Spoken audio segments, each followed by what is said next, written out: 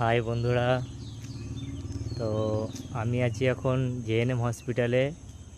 এসছি, কোনো উদ্দেশ্যের ব্যাপার নেই, আমি এসছি ডেড বডি নেওয়ার জন্য। হ্যাঁ, তো দেখো রাত্রি 3:30 বাজে। হ্যাঁ, শুধু জায়গাটা দেখো, ওই দেখো গাড়ি দেখা যাচ্ছে, ওইটা আমার গাড়ি। ওইখানে যেতে হবে আমার, একা একা এখন কোনো লোক নেই। হ্যাঁ, কী করবো এখন ভাবছি যে ওইখানে যাবো কি না। আমি দেখতেই পাচ্ছ এইখান থেকে যাক 1-2 মিনিটের রাস্তা হেঁটে গেলে ওইখানে গিয়ে আমার গাড়ির কাছে যেতে ইচ্ছে করছে না অবশ্য, না গেলেও না। গাড়িটা রেখে আমি চলে এসেছি এদিকে। হ্যাঁ, এই দেখো হসপিটালের ব্যাক সাইড দেখো, শুধু দৃশ্যটা দেখো।